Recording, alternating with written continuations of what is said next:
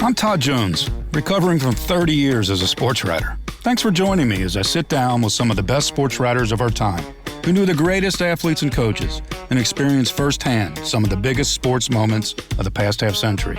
We'll share stories behind the stories, some we've only told each other. Pull up a seat on Press Box Access. The words matter to Bill Livingston. They always have. The man everyone calls Livy takes pride in calling himself a writer. I've always enjoyed Livy's columns and admired his passion for the craft. It was an honor to type alongside him at many games over the years, and we're fortunate to have him on Press Box Access. Hey, Livy, thanks a lot for joining us. It's so great to talk with you again. Good to see you again, too, Todd. I don't know about that. This is audio now. You don't have to see me. That might be a good thing. Bill, 47 years in the newspaper business, 34 years at the Plain Dealer in Cleveland, and you're retired, but you're not really retired. You're still writing. You're writing a book, I hear, working on a book about Butch Reynolds, the great international track star, former Ohio State Buckeye. So you're still writing, right, Bill? Yeah, he called me out of the blue. And, I guess it was October of 2019, and said it's been 30 years since the botched drug situation with him that really wrecked his career and nearly wrecked his life. And he was ready to tell his story. And he said, I'd never heard this word. I'd heard hellacious, but he said, you wrote some hellified columns about it. Hellified. I like that. So, hellified. Hell yeah. So we talked, and the pandemic came, and we talked some more, and the book will be out sometime next year. Well, I'm really looking forward to that. It's an advocacy book because I truly believe he got totally hosed. Yeah, it's a great story, and you're the perfect writer to write about that because, you covered track and field at the Olympic level, and Butch's story inside and out, and I'm really looking forward to reading that. You've written, what is this, your fourth book now? Yeah, I actually wrote another book about field, so I covered both of them. There you go. St. Ignatius' Tim Mack won the pole vault in Athens. I wrote a book with him. Cleveland's finest. Well, the thing is, it's great is that even though you're retired from the newspaper industry, you're still writing because I think, Livy, all the years that we were in the same press box together, there's an image that sticks in my mind. I used to show up at the Ohio State football games very early to try to beat the crowd. You were always there before me, and when I would walk in, you would be at your press box seat reading a good book. Right. And I always said to myself, why didn't I bring a good book? Livy always has a good book. Phil Jackson would pass out books to his players when he coached the Lakers, most of which went unread. But I know the assistant coach when I covered the 76ers is the beat man for the Philadelphia Inquirer was Jack McMahon. Mm-hmm. And he read, and Chuck Daly read too. Later became the Pistons coach. He was the other assistant coach. And Jack said, on a flight, nothing passes the time like a good book. He's right. And, He's right. Takes you to adventures in your head, I mean, my dad was a reader, thank God, because he's the one who made me a reader. Well, I want to ask you about that because another thing, Bill, about your career, I always respected you because the words mattered. You were what I thought of as a sports writer, and I think today we have sports media. But when I was getting into the business in the mid-'80s, I got in it to be a sports writer. Right. And I always loved the guys who valued the written word, and you were one of them. Well, you just kind of grew up that way, right? I grew up in Dallas, Texas, and my dad took the Dallas Times-Herald, where Blackie Sherrod was the sports columnist. And my dad didn't think a game was truly over until he read what Blackie had to say about it. Right. And at the Earthquake World Series, the late, great Bill Millsaps, who was one of my mentors, said, let's go to eat. We'll go down to the Mission. The day before the bridge fell in, before the earthquake hit.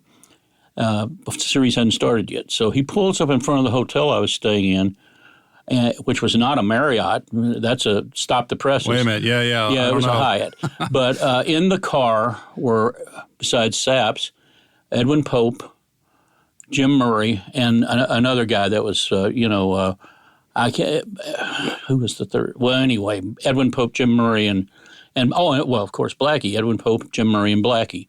And we went out to eat, and, I had enough sense to keep my mouth shut and listen to the great stories by and large. But after a couple of adult beverages or more, I told Blackie that I took the paper when I was in college at Vanderbilt by mail, and that I virtually memorized his story on the big shootout game, the 1969 Texas-Arkansas game. And he said, "Oh, really?" And I said, "Old hidebound Texas yanked a seldom-used sword, called the forward pass from a rusty scabbard, and with it stabbed Arkansas to death yesterday. When the chips reached impossible heights, the champs went for broke, and what they broke was the back and heart of a magnificent Razorbacks challenge, which will last until these Ozark hills have turned to gravel." And there was a stunned pause, and Murray said, "They don't write them like that anymore." Wow. All these years, you still remember that. I have, from fellow Texans, I have won drinks at the bar being able to recite that. That's amazing. The next day I called Saps and said, "Did I embarrass him?" And he said, "He loved it. Are you kidding me?" Right. Blackie Sherrod and Ed Pope and Jim Murray. I mean, you were hanging out with titans in the industry in that day. Absolutely. I wanted to ask you, when you came to Cleveland in 1984, you're 35 years old. You're a guy from Texas. How did Cleveland end up being a place that you decided this is where I'm going to, spend the bulk of my career? Well, it became where I moved because I was blocked at the Inquirer from getting a column. Frank Dolson and Bill Lyon were both in their early 50s, both good columnists, different types. Right. Lyon was a beautiful writer. Frank was a hard-edged opinion guy. Mm-hmm. And they would take vacations at the same time. And so the sports editor asked me and Jason Stark, who went on at ESPN and won several baseball writing awards, to fill in as guest columnists. And I was to do the first one. And I wrote the first one about in the NBA playoffs, about the Seattle Supersonics. And the editor of the paper, the great Gene Roberts, who led the paper to several Pulitzers, came down and said, "We're going to spike this column. We're not going to have any part-time columnists." So then I started looking. Wow. And Tom Greer, who became the editor-in-chief of the Plain Dealer, had worked on the staff and was coming out to Cleveland to be sports editor, and he told me, "I want you to be my columnist out there." Now, when I think about Cleveland, obviously you think the Browns, the Indians, the Cavs, but really throughout your career, you've had a chance to write a little bit of everything. Is that something that kind of kept you in this market and made a good fit for you and what you wanted to do with your writing? Well, part of it, I think, was I got to do pretty much the primo assignments for a long time. I covered – the only thing I didn't cover in my scholarship, the Grantland Rice to Vanderbilt, was sponsored by the Thoroughbred Racing Association. Never covered a horse race. But then again, as Jason pointed out, those horses don't say much. Yeah. But, I mean, I covered all the major sports, all the major bowls, the World Cup, all 4 golf majors. I did U.S. Open tennis with Navratilova and Everett and Borg, those people, and figure skating, 5 Summer Olympics, 2 Winter Olympics. Went down the Olympic bobsled run. Wait a minute. You went down the bobsled run? Yes. I went over on a pre-Olympics trip, mostly with TV writers, and they told us, the town was called Hamar or something like that. That's where the bobsled run was. They told us we weren't going to run and jump into it. They had a driver and a brakeman. But we could sit in if you were goofy enough and signed the release, you could sit in the sled and someone would push you off and you'd go down the thing. And you were goofy enough. Well, Bill Sullivan, who then was with the Houston Chronicle, has retired now. He was going to be my buddy, and we were both pretty big boys, and so we were going to generate some speed in that sucker once he got pushed off. I bet. I said to Sully, Sully, we can write about it, we can brag about it forever. I said, it's not like we're going to get a chance to do this tomorrow. And Sully said, Livy, I don't plan to jump out of a burning airplane tomorrow either. But he did accede to it. And they told us to hold your breath, take a peek, and when you saw a turn coming up, hold your breath and try to hold your breath all the way. Well, you just couldn't do that. I mean, it's the reverse of a roller coaster. Instead of feeling like you're floating, you're crushed down by the G's generated in the turns. And on the last turn, I'm told we were pulling more G's than the space shuttle at takeoff. Really? And I came back, and Mike Johnson and Clay Matthews were roommates, kind of a ebony and ivory thing. And they said, well, there's the bobsledder. I said, I heard you might have broken a world record. I said, well, Sully was a big boy too. But, I had a limit of 10 times to write about it in the paper. I probably have exceeded that. Well, that's great. It's just something you can always talk about. You were willing to try it, right? Okay. I'll pass on that one.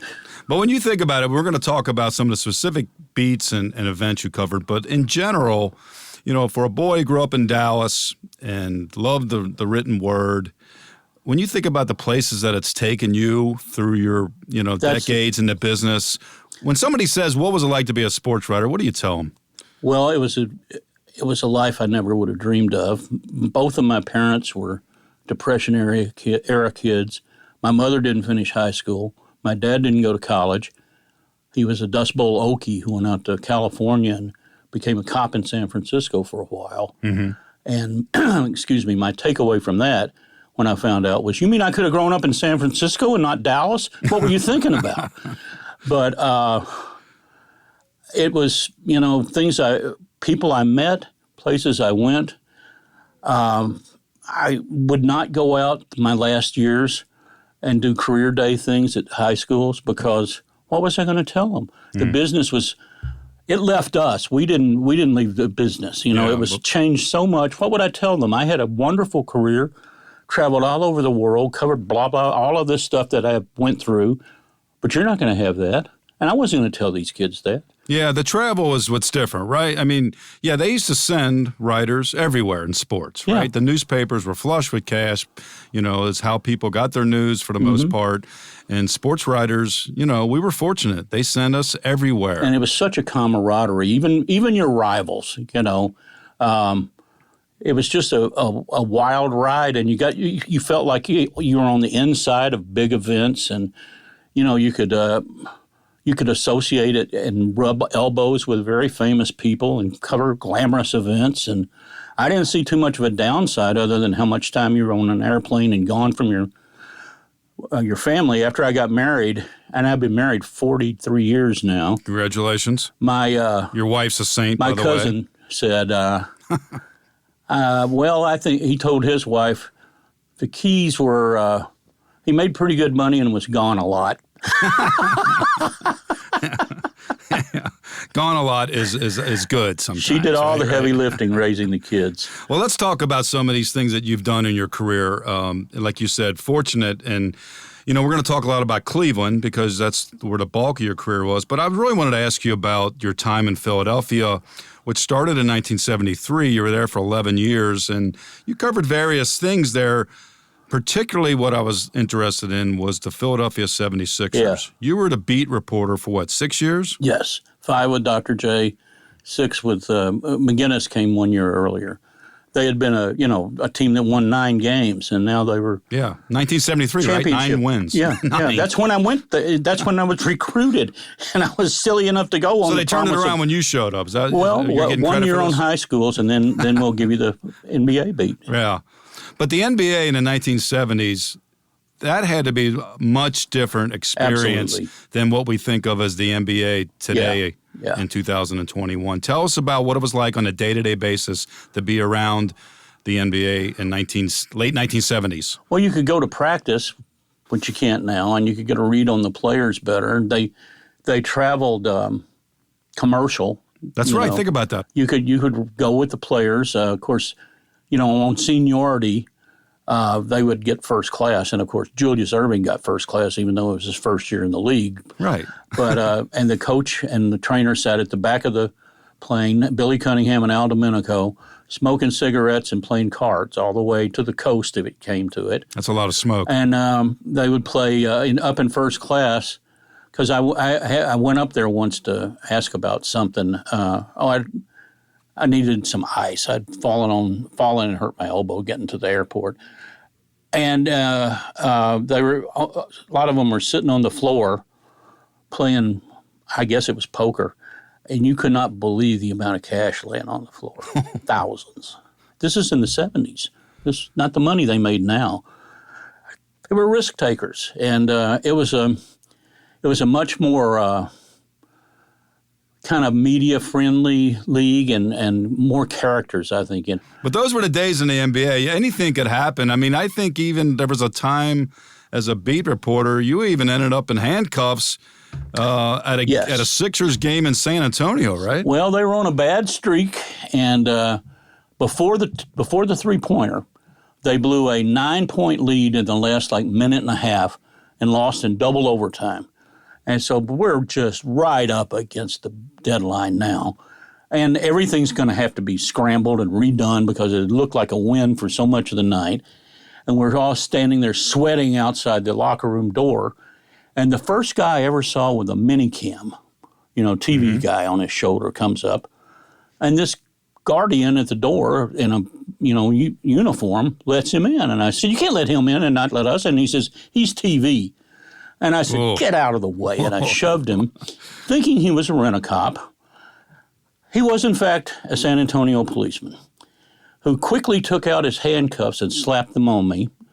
He put them in front of me, and it went through my head that I could still type. I could still write my story. And I'm standing looking at a way trying to be inconspicuous inside the corridor near the locker room. And Billy Cunningham's coach comes out, sees me, bursts out laughing, and says, don't look to me to bail you out. So the PR guy, the other writers get the PR guy, Wayne Witt, who comes down and says, I've talked to the owner. It was Angelo Drosso. So Mr. Drosso says, take the handcuffs off him and we'll talk about it. And the cop says, I'm not making this up, Todd. I don't have the key. Like Barney Fife with his bullet, he didn't have a key. So they had to get a superior, and they take him off. And I ashamed. I called the plane. Well, I went back to the hotel after I wrote my regular game story with no cuffs on, though, right? No cuffs on. All right. And sat right by the door waiting for the other writers. And as they came in, I said, "Did you write anything about that?" And two of them, Weiss and I guess it was Frank Brady, I don't know. They said, well, we called the desk, and they said, were any charges filed? And we said, no. And they said, And so then my buddy Heisler comes in. He said, I had to Billy Bob. He always called me Billy Bob because I was from Texas. And, now my chin is on my chest. So I call the Inquirer and kind of do a little dictation on it. And when I got home, I found that, first of all, when I got home, the headline was in a box on the first page of Sports with the headline, "Hold That Tiger!" exclamation point. And we got into New Orleans, which was the next stop. The Jazz was still there. And I checked into the hotel, and he said, sir, you have a number of messages from a Mr. Pat Williams, who was the general manager. Right. So I had no doubt what this is about, but I called him, and he said, I got to tell you, I almost fell out of bed laughing when I read that. I said, well, my aim is to amuse. And everything was okay until my uncle took Sports Illustrated, and Sports Illustrated put in scorecard. Remember that? Yeah. So he called and basically informed my mother. And she calls me and says, what is this I hear about you being arrested in San Antonio? And I said, I was not arrested, Mother. I was released and no charges were filed. This failed to mollify her sufficiently. Mom wasn't happy with that. No, Mom wasn't having a lot of that either. How did my sports writing son end up in cuffs? Yeah. Well, there was quite a few characters on that team. I mean, even the writers were characters. But you think about some of the players that were on that team. George McGinnis, Henry Bibby, World B. Free, Doug Collins, of course, Dr. J. There there's two guys. One guy I wanted to ask you about, and first of all, it was Caldwell Jones because he has one of my favorite lines of all time. They asked him, he said, what was your favorite seafood? And he said, saltwater taffy. Right. But the other big guy. Well, I had run the stories should be Dawkins and also McGinnis. That's right. So I those are the two I wanted to ask about. Was McGinnis? George McGinnis was a great great player in the 70s. Tell me a little bit about George.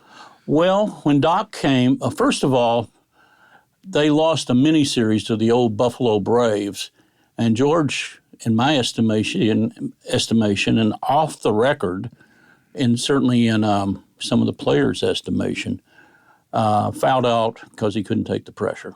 He just reached in and slapped John Shoemate for his sixth foul with about 4 minutes left in the game. Fred Carter probably won't admit it now, but he said, yeah, you were right. He wanted out. Cunningham thought he wanted out. But I didn't write that then. But the next year, Doc comes, and it's just obvious as a leader at practice and as a game peak performer in games, Julius Erving is just better. And they were both the same type of player. The last guys back, except Julius could at least block shots on defense. But the last guy back on defense had to have the ball a lot. And they weren't going very well at the time. And candidly, they had lost 2 games they lost in Chicago and then lost in Kansas City. We took the usual 5 a.m. wake-up call, 7 a.m. flight back through always scenic and sedate and tranquil O'Hare. Glorious life. And I was in the middle seat both ways, so that kind of put even an extra sharp edge onto my anger.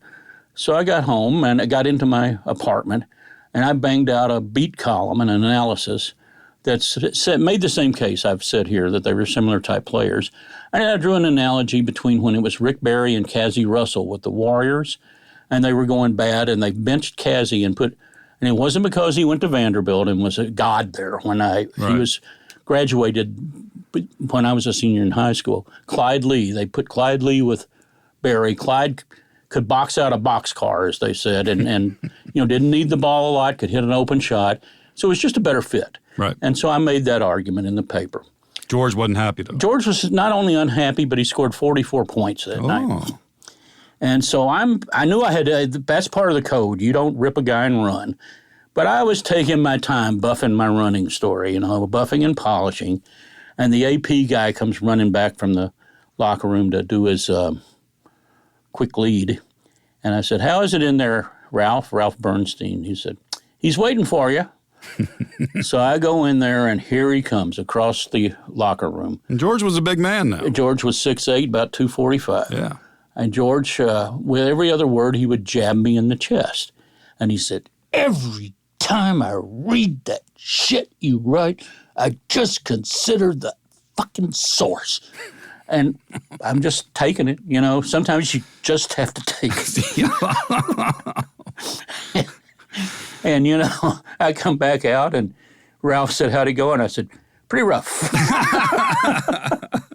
Did you and George ever make up? I mean, how did that relationship go? Not really. Not really, yeah. Okay. He just started thinking I was a Doc guy, which I was, but, All right. Well, before we talk Doc, the great Julius Erving, I did want to ask you about one more Sixer, and that's one of my all-time favorites from afar, and that's Darryl Dawkins, the late, great Darryl Dawkins. Yeah. I want to ask you, were you ever at Lovetron? Did you ever travel to Lovetron? No, Chocolate Paradise. The planet that he said he was from. You never went to Lovetron? And Chocolate Paradise was its suburb.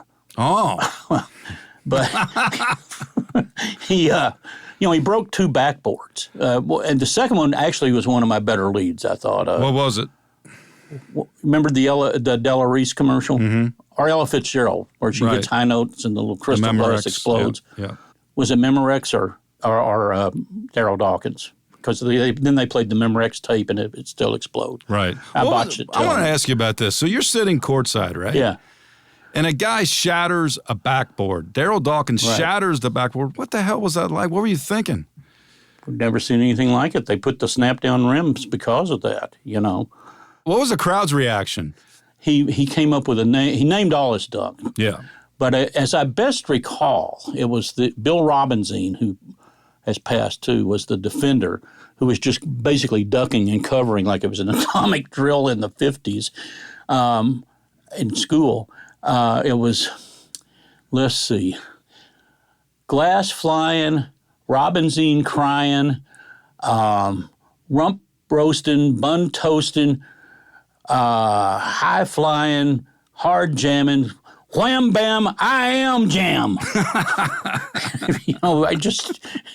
The guy was just irrepressible. I mean, and Darryl was a guy who sent a lot of his money back to his family.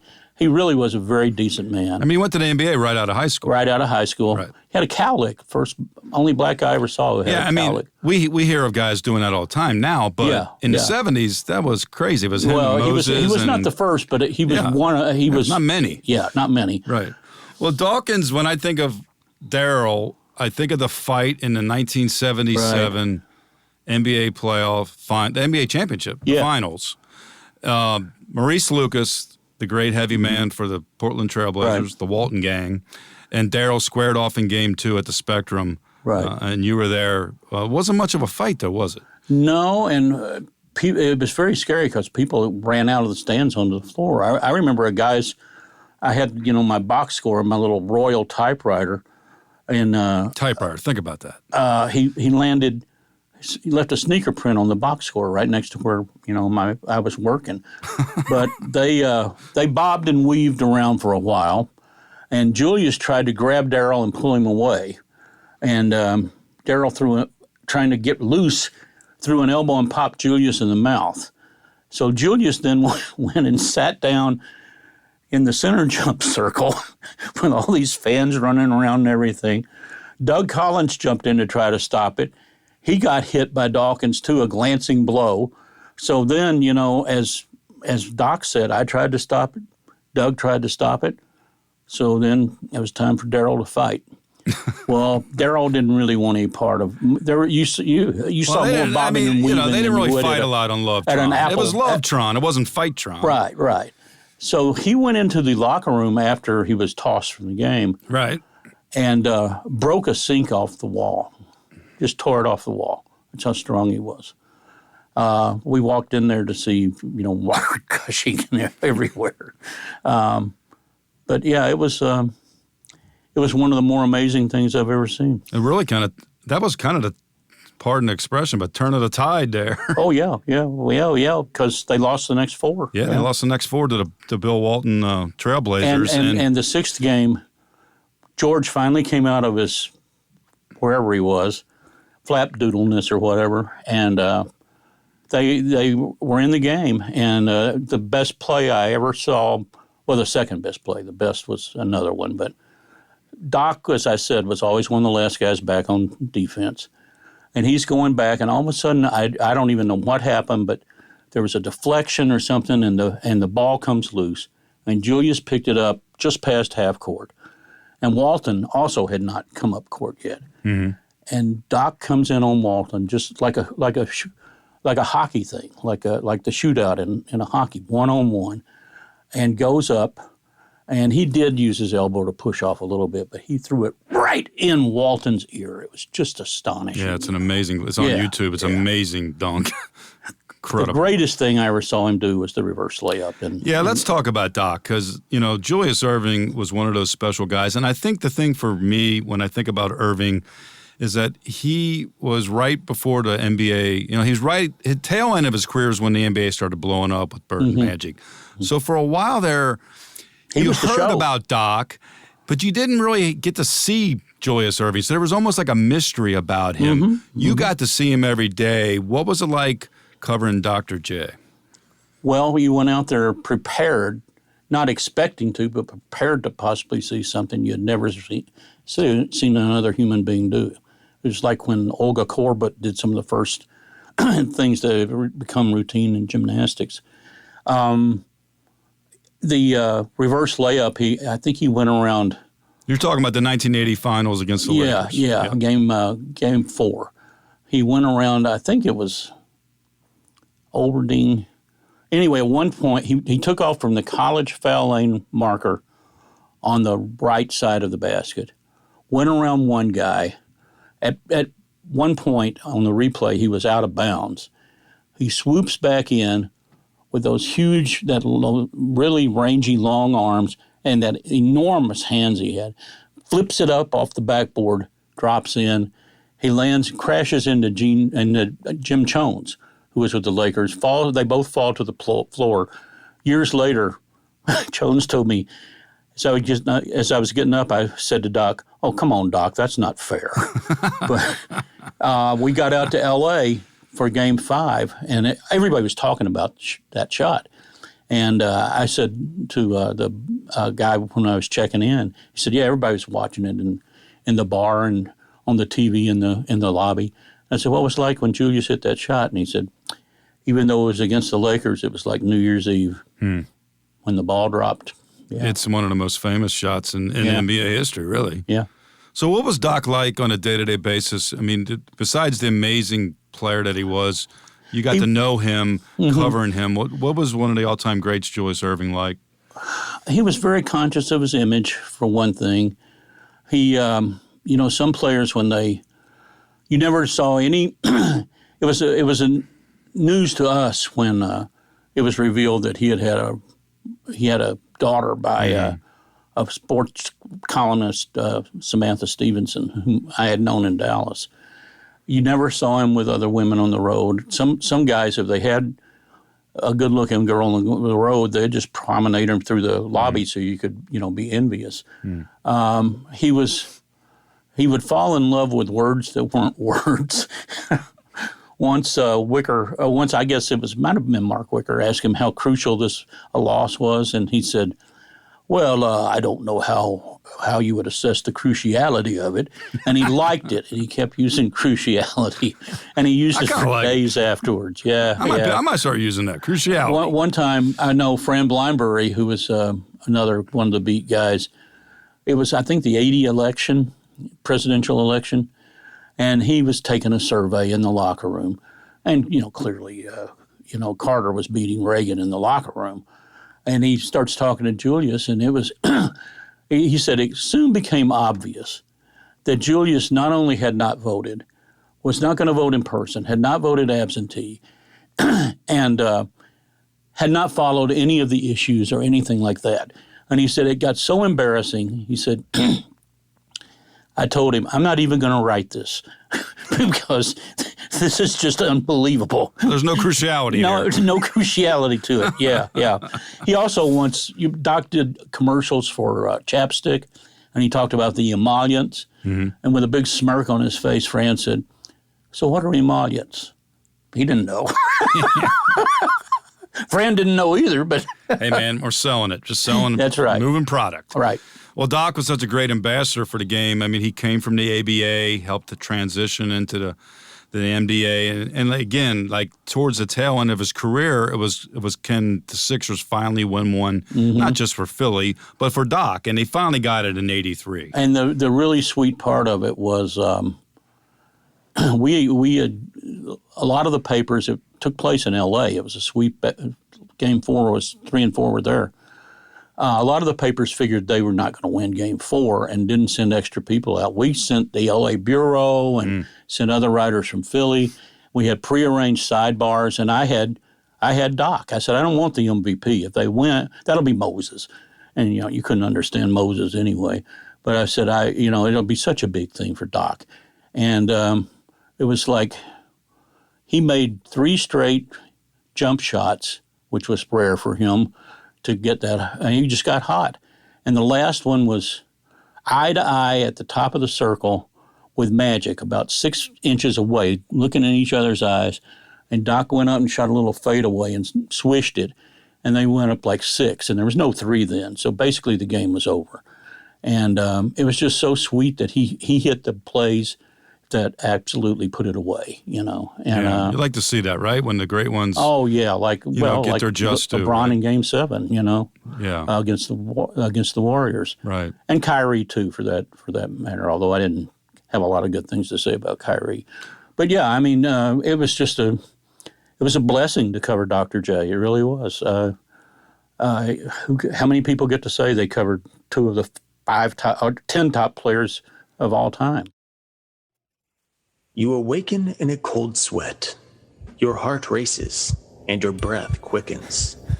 It's 3 a.m. and you're not alone. Something lurks in the corner of the room, and it's darker than the night. The people are real, and the stories are legend. The problem is that legends are often riddled in myth. We uncover the truth and define paranormal. Tune in to Paratruth Radio at killerpodcast.com, powered by Evergreen Podcasts, or wherever great podcasts are heard.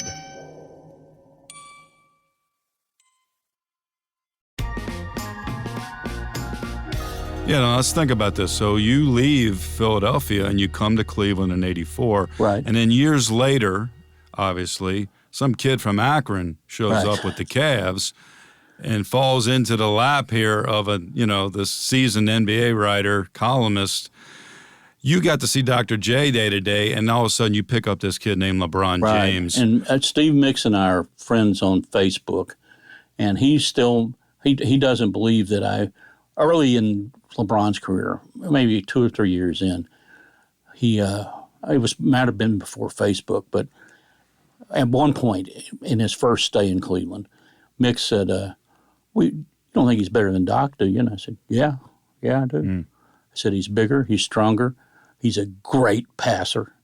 And, Julius wasn't a selfish player, but, Doc was up there with LeBron's up there with Bird and Magic as a passer, creative passer. And that's how you make your teammates better. Yeah. And it's how you play basketball, You saw LeBron in high school, right? I did. Sophomore year, the guy who was in our Canton-Akron bureau kept saying, "You got to see this kid play. You got to see this kid play." And I went down there playing Central Howard, where Nate Thurmond had gone to school. And it no longer exists. But they won, and he did some exciting things. And it was just peppered with NBA scouts and general managers at the game. It was played at Rhodes Arena at the University of Akron. What was your first impression? Oh, that he was, I didn't know he was going to become what he became. But a story that I always like to really enjoy telling was by his senior year when they were touring the country, Yeah, they like played a circus, right? Oak Hill Academy at CSU, Cleveland State. And, big prep power. And they won. Akron, St. Vincent, St. Mary won. And doing the game was Bill Walton and, as analysts, Bill Walton and Vitale. And I knew Walton. I got along with Walton. Back before he even talked, I got along with him pretty well. And so I'm walking back to the press room to write my story, and I see Walton and Vitale sitting out on the court, waiting for to go on camera. So I went out there and said, "You got a minute?" I didn't care what Vitale said. I said, "You got a minute, Bill?" And he said, "Yeah." And I said, "So what'd you think?" And Walton says, "The toughest thing to do in sports is to have a game like he had tonight, to reach the peaks when everybody's expecting it, everybody's watching you." And Walton's a big Deadhead fan, big, right. And he knew I was a Rolling Stones fan. He says, "It's just the hardest thing in the world to do when everybody expects it. Only the truly great ones can do that." I'm talking about Jerry Garcia, Mick Jagger, and Bill Livingston. And of course, it wasn't on the air, and I wasn't about to write it. But if it had been said on the air, the serial thuds of people falling off their couches around Cleveland would have been nice to hear. That's pretty funny. So what was your relationship with LeBron like during your career? Well, I was very just entranced by him his first day. At the time, one of the greatest things I may have ever seen was the year he took a team of handbags and glad rags to the finals, where they got swept by San Antonio. He scored 48 points in a double overtime game at Detroit to get them home court advantage. It was Game 4, and then Game 5, and they closed them out in Game 6 back at then the Q, it was called. And not only did he score 48 points, he scored he scored all 18 in the 2 overtimes. He scored all 25. He scored the last 25 and 29 of their last 30. He hit the winning shot. He was exhausted. I mean, I think he had a double hernia. I think from carrying him. Yeah. And, I had never seen anything like it. And, so I was extremely, I compared it to when Bob Pettit had 55 points and the Hawks knocked out Boston, the one of the years that Russell's teams didn't win it, and some other, inside basketball great games. But I know, the Pistons were such a great defensive team, and I think Flip got fired because he didn't double team him, and it was just incredible. Mm-hmm. Why would you let him have the ball? Oh, and a sidebar to this is, remember Sasha Pavlovich? Mm-hmm. Okay, well, he went 0 for 4 in one of the overtimes. And here's LeBron, just sizzling hot. And they're walking to it's a timeout, and they're walking right past the press table. And Donyell Marshall turns to Sasha and says, "What the hell are you doing?" Good question. Yeah. Very good question. So you were entranced with LeBron, early on, as everybody was, and then LeBron makes the decision, and you weren't shy about being critical of him too. No, that's one thing I always respected was that, you weren't just going to coddle to whoever was, the man in the spotlight, right. And so you were critical. What was your relationship like at a time when he left? Well, it became very antagonistic. I wrote one of the ad campaigns one season was Witness, Witness the great LeBron and all this, and there, all its biblical references or subtext. And so I wrote a column about Quitness Day. Mm. And it wasn't, you couldn't quit something that was good, that was bad for you, like smoking. But it was like, on Quitness Day, you should go to the grocery store and fill your basket up 3/4 full and then just leave it. You should mow half your lawn and just bag it, and it had some other stuff like that. And one time I wrote a little, they were going to the finals. Everybody thought they were going to play the Lakers in the finals, and Orlando beat them and beat the Cavs instead. And Nike already had these commercials of mannequin LeBron and Kobe, and they were talking. And one of them, they were sitting. So I wrote a little doggerel poem about, I don't really remember how it went, but it was something like, the little king sat on a tuffet, but anyway, at the end I said he could stuff it or something like that. And it was kind of puerile, but but there was real bitterness toward him because he was from just down the road. And no one felt that he would do that to, a Cleveland team or an Ohio team. He was a big Ohio State fan and was just kind of God in Akron. And, when he came back, I respected that he wanted to make amends. He knew he had made a mistake. And, if he was willing to let go of the grudge, I certainly needed him more than he needed me. I wrote a column that it was, not a time to hold on to old grudges. And I came to not only like him, but to really respect him because he spoke out on social issues and social injustice. And, Jordan was famous for saying Republicans buy sneakers too. Yeah, Michael was selling shoes. Yeah, he was, And I came to have a great deal of admiration for him and to get along with him pretty well. And so LeBron comes back to Cleveland. Yeah. And he gets it he gets that championship for Northeast Ohio. And so I think that's the thing that I think about when I think about LeBron. Mm-hmm. And you were here all those years. Mm-hmm. You came in 84. You experienced the shot with the Cavs, Michael Jordan and the Cavs. You experienced the fumble and the drive at the Browns. Well, the Cavs had just been not even on the radar screen until LeBron came because they'd had a serious flirtation with the Price and Doherty teams, and teams. With the Miracle of Richfield team. Right. But that's generations in the past by then. Right. Yeah.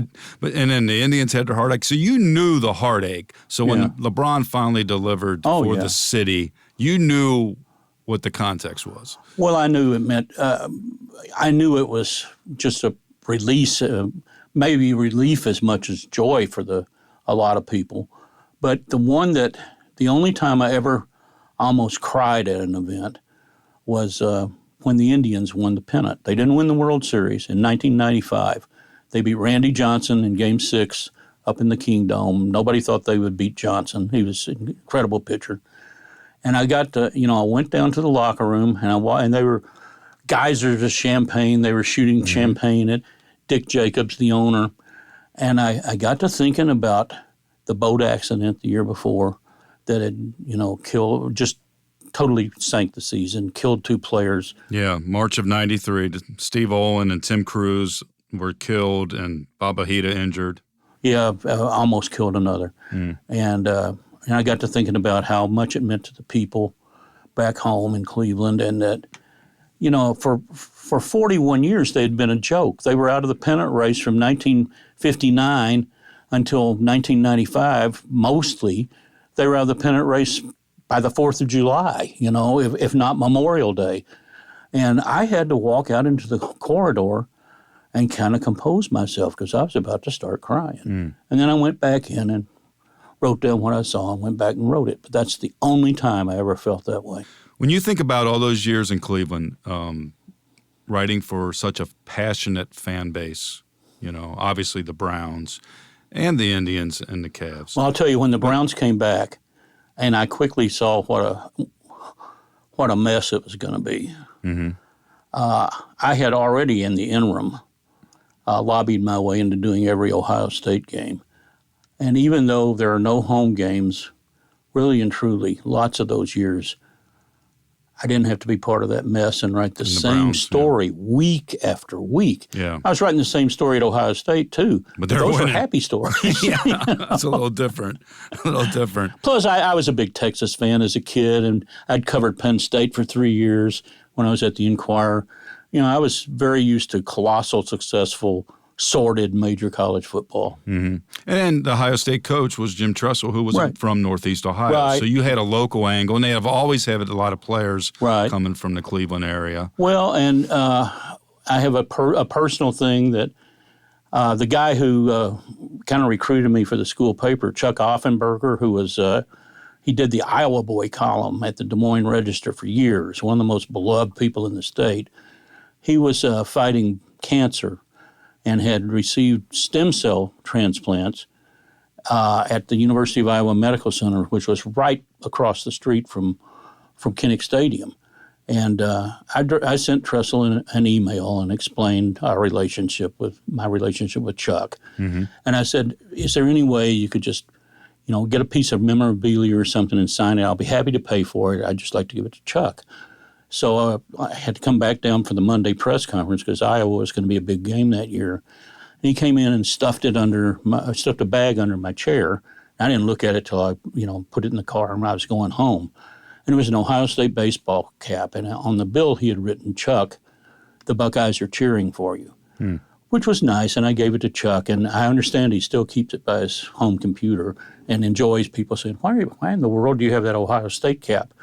But he called me before kickoff, and he said, I've got to tell you, this Ohio State cap is creating a furor on the floor. He said the head nurse came over and said, do you understand that we're playing those people in a couple hours?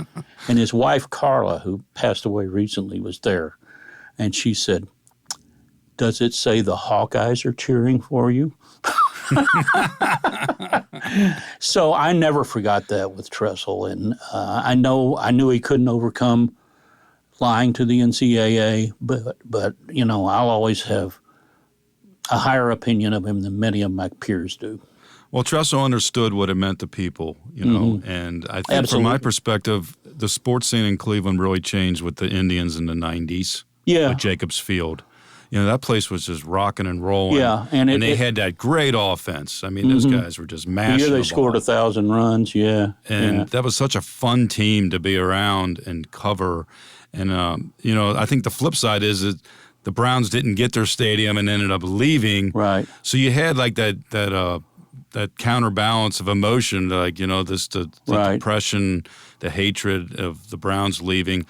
And on the other side, you had the Indians lifting up the downtown and the Sure. city. And I just think there's a lot there to write about, right? Right. And, again,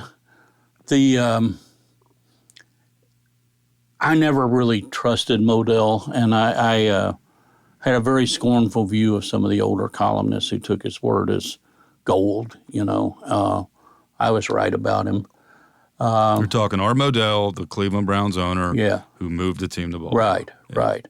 And lied about it all the way. And, when he died, I actually took it nicer than people thought I would. I remembered when they lost the second of their 3 games with Denver to go to the Super Bowl, when Biner fumbled at the goal line after playing this magnificent game. They're not in the game at all without Biner making so many plays. Right. And I finished my quick column, and I get down there, and I'd already sent my story, so my column. I didn't have to run back with quotes like Tony Grossi and the beat guys did. So Biner still hasn't come out. And I waited around, and Biner didn't want to talk, but he came out with a towel around his waist, and Modell said, "Ernest, come here." And he came over and he put his arms around him and he hugged him. And I thought that was one of the most generous things I've seen in the absolute devastating heartbreak of defeat to do for an employee/athlete. I was really impressed by that, and I wrote about that and was pilloried for it by the readers, How come? because they didn't want anything nice to be said about Modell. They wanted to celebrate that he died. I can understand if you get that embittered. Well, when you're a columnist like that in a big, passionate city, you're going to get your slings and arrows if you're doing your job. How did you do your job? What was your approach to being a columnist in Cleveland all those years? Well, I usually tried to have an idea when I went to a game. I wasn't, wedded to it, but if I was going out to an Indians game and maybe a pitcher had been, or, especially if it was Omar, who was my favorite player, if he'd been going hot, I had some lines already about him, and I was hoping it'd work out, and sometimes I could still keep it anyway. But I had some kind of I had an angle I wanted to take. Now, sometimes it all just U-turned on you, and, those late night games when you're just, trying to Band-Aid and patch your way to the finish. But I tried not to go out there with just an empty head, because then you're writing a game story, and a columnist is supposed to have a take, supposed to have an angle. Urban's first year, they beat Indiana 52-49, and they had been ahead 52-34. And the beat guy, Doug Lehman-Reeves, he's already down on the field to get quick quotes. And Indiana scores, kicks the extra point. It's 52-41. They recover the onside kick, score again, go for 2. It's 52-49 now. There's still like 40 seconds or so left. And it's too late to fix it. I've got to, I can put in one thing that they hung on.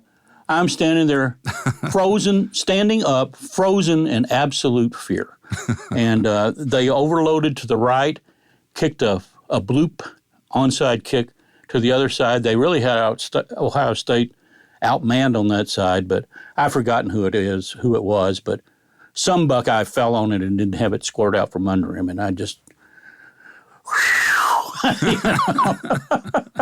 breathe a sigh of relief, right? Thank God. It was always you're rooting for your column. What's best for me right now? Well, exactly. Yeah, you do root for the column.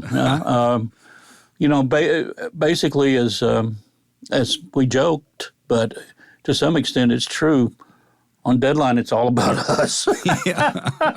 What's good for me? You think about all those years, all the places. When somebody says, "What was your career like?" What do you tell them? Oh, it was things I never imagined. As a guy who likes track and field and also the Olympics to some extent, not the Winter Olympics so much. I don't know much about hockey. It wasn't much pond ice in Texas. When I went to the ancient Olympia for the shot put, and went out and saw the obelisk, that says in French, "Here lies the heart of Baron Pierre de Coubertin." That was probably the neatest trip I ever made on the company money. It was 5 hours each way on a bus, and Greece was 7 hours ahead of us, and I was finishing it off at 4 a.m. in Greece because everything had to be in by 9 here for the Olympic package. So, at 4 a.m. it's tough to be at your best, but I wrote a good one that day because it was just so special to me. That was one of my great highlights. Yeah, when you think about it, you took the reader with you there. That's what you try to do. Right? You got on that bus and you went those 5 hours and you painted a scene to put the reader who wasn't fortunate enough to be there. What was it like to be there? We sat on a dirt hillside like they did back in the ancient world, and I remember a mutual friend of ours, Mike Lopresti, and we were so tired. Mike had a pillow he had with him to sleep on the bus, and I wasn't smart enough to bring one. And he had been laying he was on it, and he was about to fall asleep. And I said, "Mike, wake up! They're about to have the men, whoever the leaders were." I said, "About to throw," and he gets up, and when it's over, he's just got dirt all over him and dirt in his pillow and everything. And somebody said, "What do you got there, Lopresti?" And he said he dumped some more dust off into the sack of his pillow, the pillowcase inside it. And he said, "Just sorting out my souvenirs." Well, we all pick up a lot of those over the years, right? And it's like small moments, small anecdotes. Yeah. And I think that's, with the writers that we're speaking with, that's the treasure trove that we're capturing is that. Sure, yeah. These little anecdotes, these things these memories that people have, because all those years you were putting the reader there with you, Well, I tried to, and, I was very competitive, but I also had a lot of respect for almost everybody else who did that, because Cityside, and they had a different task, obviously, but the night of the mayoral or presidential election, they'd send out for pizza and be telling war stories about the deadly. Every night was election night in the Cavs playoffs, or the Indians World Series. Right. There ain't no more day games in the World Series, Right. And knowing how much pressure we were under. My best man in my wedding, our wedding, he said, "Well, all those days of writing term papers the night before at Vanderbilt paid off, huh?" Exactly, right? Right? He also said, "I can't believe the guy who panicked and saw campus cops coming and threw a 6-pack of beer, some cans still open, into a mailbox is being honored by the school." But they didn't know it at the time, Scotty. No. Well, Bill, they should be proud of you down there in Vanderbilt. You've had quite the career, and I was honored to go into their Student Media Hall of Fame and also the Cleveland Press Club Hall of Fame. Press Club Hall of Fame here in Cleveland. And, again, Dallas, Philadelphia, Cleveland for 3 decades. It's been a long, strange trip, as Bill Walton would say. Well, Livy, it's been a great time just catching up and covering so many different things in your career. It's been a real honor, and I always enjoyed talking with you on the road and at different games, and we got to cover a lot of events together. It's been fun reminiscing. Newspaper people are the best. Best conversationalists, right? Right. Have about as much relevance as a buggy whip factory these days. That's why we're talking to each other now.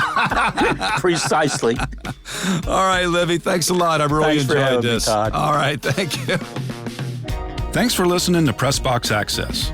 If you enjoyed this episode, please be sure to subscribe and follow us on Apple Podcasts or on your favorite podcast app. We'd love for you to review us. 5 stars would be nice. Follow us on social media. Drop us an email at pressboxaccess.com. And be sure to spread the word. Everyone is welcomed here. This has been a production of Evergreen Podcasts. A special thank you to executive producers Michael D'Aloia and Gerardo Orlando, producer Bill Huffman, and our audio engineer Dave Douglas. I'm your host, Todd Jones. It's closing time. Rock on.